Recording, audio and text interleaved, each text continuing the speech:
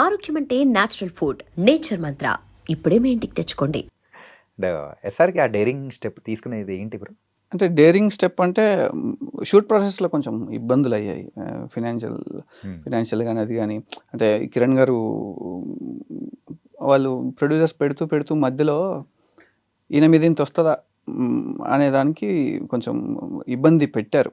Okay. కానీ కిరణ్ గారు వెనక ఏలా ఇక్కడ దాకా వచ్చాం. ఇప్పుడు అందరం నార్మల్గానే వస్తాం. దాంట్లో ఒకడు హీరో ఎందుకు అవుతాడు అంటే బోల్డ్గా మొండితనం. అంటే అంటే మీకు ఎలా ఉండేదంటే కిరణ్ గారికి ఎస్ఆర్ షూట్ చేస్తున్నప్పుడు చెవుల్లోంచి బ్లడ్ వచ్చేది. ఎందుకు అంటే నిద్రపోలే కంప్లీట్లీ. మీకు స్క్రీన్ మీద తెలియదు అది. ఆ లెవెల్ ఆ బ్లడ్ ఎంత ఏంటంటే నైట్ అంతా ఫైనాన్స్ కలెక్ట్ చేసుకోవడము, ఫ్రెండ్స్ దగ్గర కొంచెం కలెక్ట్ చేయడము, ఈ థింగ్స్ వాటన్నిటి వల్ల సినిమాని ఎప్పుడు ఆయన ఆగకుండా ఫినిష్ చేయడానికి ట్రై చేశాడు. చాలా ఇబ్బంది జరిగింది దానికి. సో అది మెయిన్ రీజన్. ఆయన మొండిగా కూర్చుంటాడు, అది అయిపోతుంది అంతే.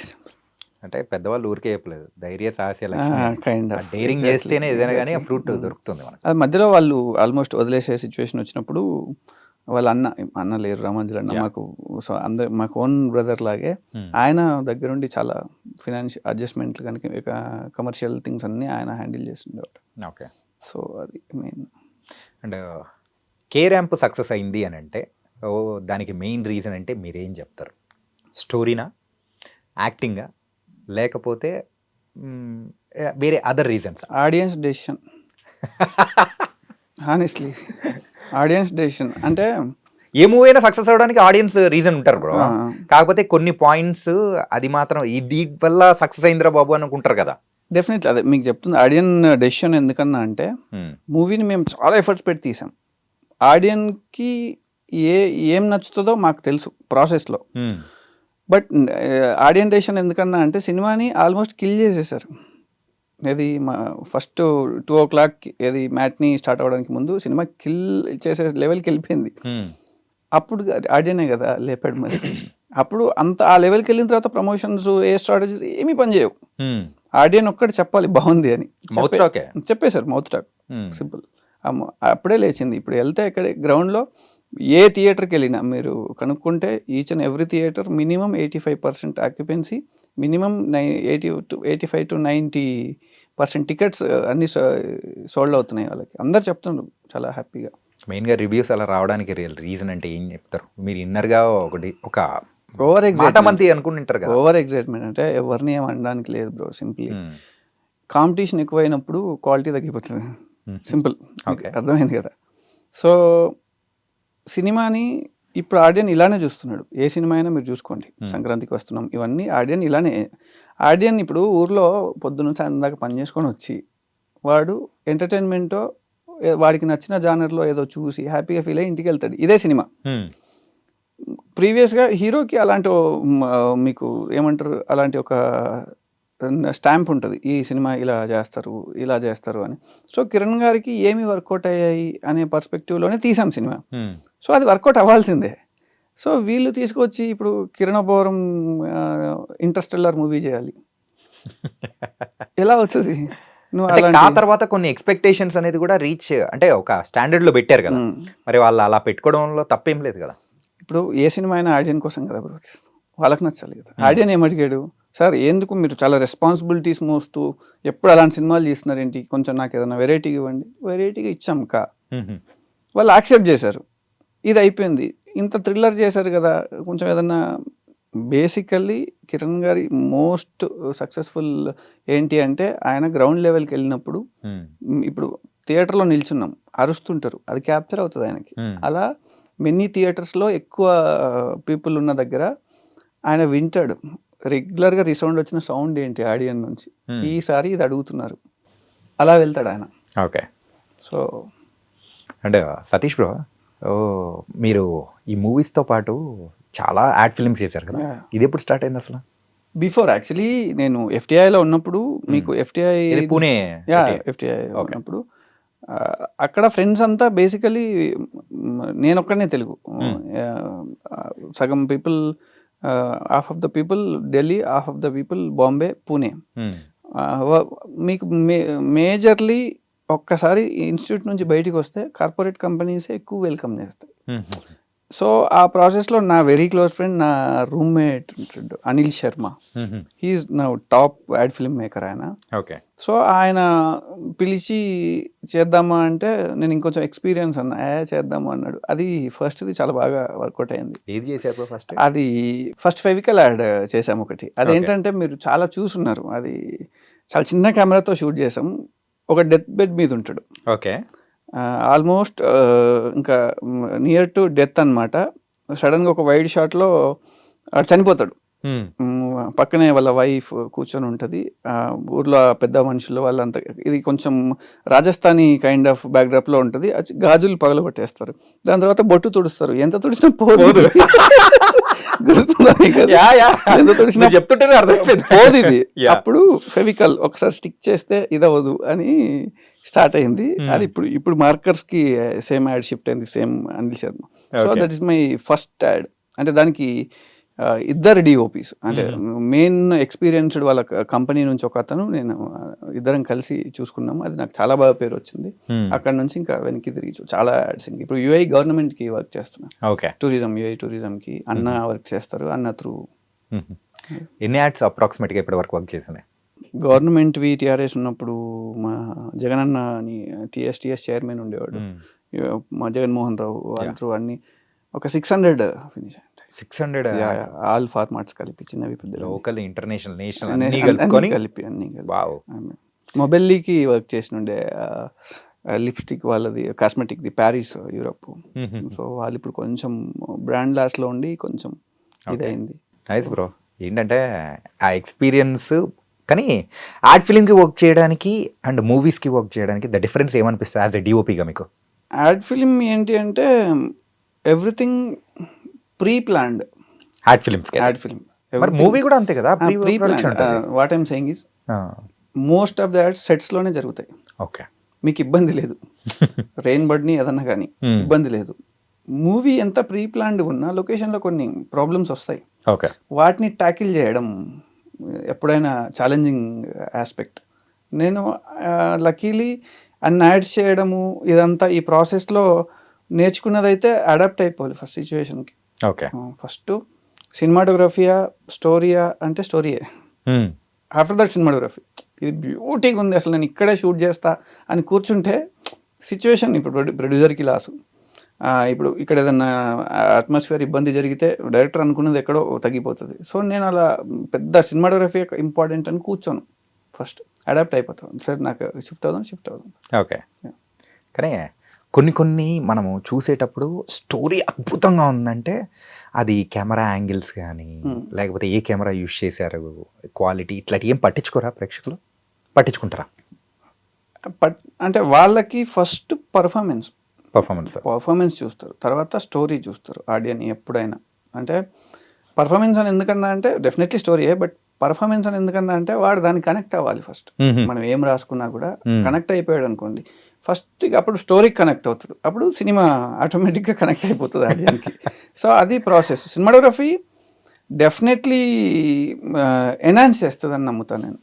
డిసైడ్ చేయదు సినిమాని, బట్ ఎన్హాన్స్ చేస్తుంది. ఓకే. కానీ ఇంకొకటి డౌట్ ఏంటంటే కేరాంపు మూవీలో సో స్టార్టింగ్లో కేరళ రోడ్స్లో మొత్తం తిప్పుతారు కదా, సో ఈ కేరళ రోడ్స్లో తిరిగేది మొత్తం ఎట్లా చేశారు బ్రో? అంటే ఇది మొత్తం గొరిల్లా షూటింగ్ టైప్లో అనిపించింది. Is it true? Gorilla shooting kind of, ఎందుకంటే వాటికి ప్రొఫెషనల్గా షూట్ చేయాల్సిన నీడ్ లేదు ఆ షార్ట్స్కి. అంటే అది ఎక్కడో కేరళ వెళ్ళారు అని చెప్పాలి ఆడియన్కి, that is the better way. ఇప్పుడు ఇలా కూడా చేయొచ్చు, ఓకే కేరళ దగ్గరికి వెళ్ళారు, ఆగి ఓ టీ తాగారు, ఆగి టిఫిన్ చేశారు, సో ఇలా కూడా చెప్పొచ్చు. అంత నో నీడ్ అనిపించింది యాక్చువల్లీ. అండ్ యాజ్ ఎ ఆడియన్గా చూస్తూ ఉన్నప్పుడు the particular episode or particular scene మీకు బాగా నచ్చిందంటే ఏం చెప్తారు? నాకు ఫస్ట్ హాస్పిటల్ ఎపిసోడ్. అది ఎందుకు అంటే 2 daysలో షూట్ చేసాం. ఓకే. నేను బ్లైండ్లీ డైరెక్టర్ని ఫాలో అవుతున్నా. ఒక లైట్ సెటప్ పెట్టుకున్నా, అది 2 days కంప్లీట్లీ షోల్డర్ మీద ఉంది కెమెరా, పొద్దు నుంచి ఈవినింగ్ దాకా హ్యాండ్ హెల్డ్ చేసాం. మీరు షార్ట్లు చూస్తే అర్థమైపోతుంది. దాన్ని అలా ప్రజెంట్ చేద్దాం అనుకున్నాం ఫస్ట్. అందరు తిట్టారు, బుద్ధుందా అసలు నీ సినిమాటోగ్రఫీ కొంచెం అటు ఇటు అయింది అనుకో ఏదన్నా ఫ్రేమ్ అంటే, బ్లైండ్గా వెళ్తున్నా ఈ సినిమా వరకు ఏం జరుగుతుందో చూద్దాం అంటే మెరాకిలే జరిగింది. సో కిరణ్ గారు అండ్ డైరెక్టర్ ఇద్దరు సపోర్టెడ్, నువ్వు వెళ్ళు చూద్దాం ఏం జరుగుతుందో. జేమ్స్ నాని గారు. సో అప్పుడు 2 daysలో 10 minutes తీసాం. మీకు 12 minutes వచ్చింది 2 daysకి, 10 minutes ఉంటుంది ఇప్పుడు మీకు మూవీలో. కానీ హిల్లేరియస్గా ఉంటుంది భయ్య. అంటే అసలు యుక్తి గారు కానీ అండ్ కిరణ్ గారు అండ్ వారితో పాటు కూడా మురళీధర్ గౌడ్ గారు ఏంటంటే కంప్లీట్ ఇంకో ట్రాన్స్లోకి తీసుకెళ్ళిపోతుంది. అప్పటి వరకు మూవీ చూసిన ఒక విధానం ఒకటైతే అక్కడి నుంచి హీరో ఇబ్బంది పడుతున్నా అంటే అవ్వాలి ఇట్స్ కామెడీ కదా. సో అది అక్కడ జనరేట్ అయింది మాత్రం చాలా బాగా అనిపించింది. మెయిన్ రీజన్ నాకు నచ్చడానికి మెయిన్ రీజన్ అయితే నేను ఫస్ట్ పట్టించుకోవట్లా, అంటే లైటింగ్ చేసేసా, కెమెరా తీస్తానే ఉన్నాం. నెక్స్ట్ది ఏంటి అని చెక్ చేసుకునేది కూడా లేదు. అలా బ్లైండ్గా ఆయన పర్ఫామ్ చేస్తున్నాడు, నాని గారు చెప్తున్నారు, అలా వెళ్తున్నాం. 2 days మొత్తం 2 days అయిపోయాక ఎడిట్లో చూసుకుంటే అసలు బ్యూటిఫుల్. అన్నిటికన్నా అది ఎందుకంటే మీరు కే ర్యాంప్లో ఏదైతే కిరణ్ గారిని చూసారో బయట మాకు అదే మా సర్కిల్లో మేము చూసిన కొత్త కిరణ్ గారు హాస్పిటల్ ఎపిసోడ్ మేము కూడా. ఓకే. సో అందుకు విపరీతంగా ఎంజాయ్ చేసాం. కేవలం కిరణ్ గారికి వర్క్ చేస్తారా, వేరే వాళ్ళకి వర్క్ చేయరా ఏంటి? అందరు అడుగుతూ ఉంటారు కదా. అంటే అలా ఏం లేదు, అంటే నాకు గ్యాప్ రాలేదు ఒక ఫిలింకి కిరణ్ గారితో. ఇప్పుడు సమతమే ఫినిష్ అయ్యే లోపు విండో భాగ్యంకి కూడా నేను కొన్ని డేస్ వర్క్ చేయాల్సి వచ్చింది. విశ్వాస్కి నా నీడ్ ఉండింది.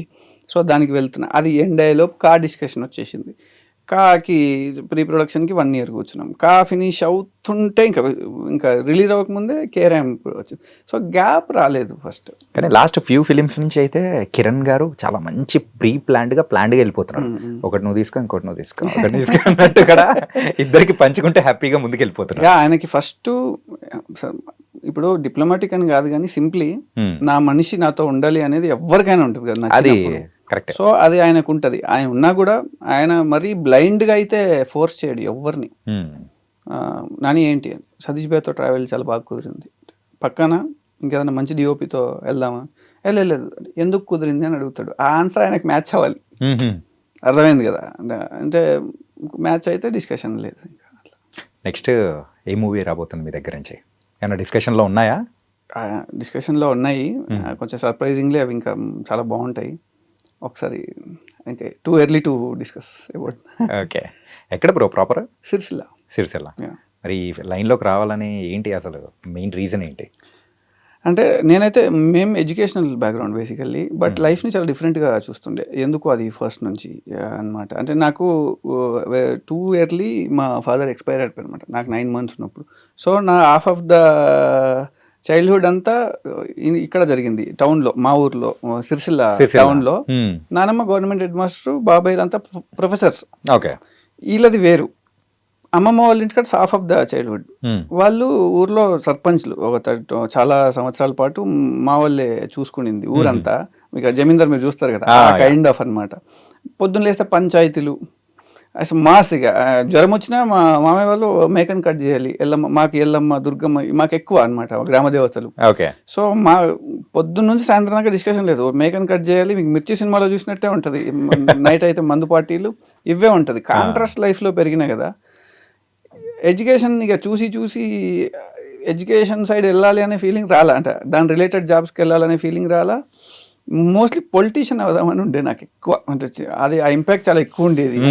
ఎందుకంటే ఫ్యామిలీలో ఉన్నారు కాబట్టి ఉన్నారు, అంటే వాళ్ళు డీల్ చేసి పంపించేస్తే నెక్స్ట్ డే మళ్ళీ వచ్చి మీరు చెప్పడం వల్ల మంచి జరిగింది సార్, లేదా అయ్యా మంచి జరిగింది, ఇలా ఆ చూసి నాకు అది ఎక్కువ.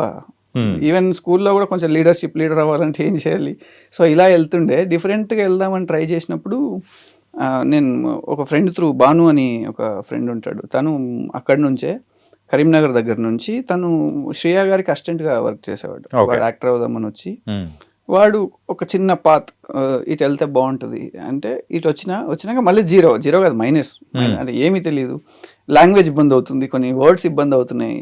సో ఇవన్నీ గెట్ ఆన్ చేయాలి అంటే గ్రౌండ్ వర్క్ కూర్చొని, ఇప్పుడు ఈ ఉన్న దాంట్లో మోస్ట్ నెగిటివ్ పర్సన్ ఎవడు, సో తనని పాజిటివ్ చేయాలంటే ఏంటి, మోస్ట్ పాజిటివ్ పర్సన్ ఎవడు, వీడికి నేను కనెక్ట్ అవ్వాలంటే ఏంటి, ఇలా అంతా స్ట్రాటజిక్గా వర్క్ చేసుకుంటూనే ఉండే. ఎప్పుడు నాకు గిల్టీగా ఫీల్ అయిన సిచ్యువేషన్ ఓసారి నాకు అంతా తెలుసు అనే ఫీలింగ్లో ఓ లైట్ చేసేసా ఓ సినిమాకి, పేరు చెప్పలేను కానీ పెద్ద సినిమా, చాలా పెద్ద సినిమా. Okay okay. లైట్ చేసేసిన తర్వాత కొంచెం ఇబ్బంది అయింది. నేను దట్ డే కంప్లీట్లీ నా లైఫ్ చేంజింగ్ మూమెంట్ అది. చాలా గిల్టీగా ఫీల్ అయిపోయి ఇక్కడ కాదు చలో షిఫ్ట్ అవుదాం అని. అంటే ఆకాశంలో ఉన్న వాళ్ళు భూమి మీదకి వచ్చారు. వచ్చాను. అంటే అప్పటికి విపరీతంగా డబ్బులు వచ్చేసినాయి, మంచి సినిమాలు చేస్తున్నా. గాఫర్గా కూడా మెనీ ఫిలిమ్స్కి నేను వర్క్ చేసింది. లైట్ డిజైన్ ఉంటుంది గాఫర్ అంటే, వాటికి ఇంకా అలా కౌంట్ చేస్తే అది నెంబర్, హ్యూజ్ నెంబర్ అది.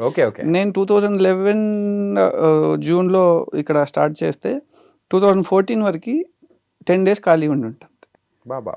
మోస్ట్లీ 10 days ఆ లెవెల్. అసలు ఇంటికి వెళ్ళలేదు, ఏమీ లేదు, వర్క్ చేస్తూనే ఉండే.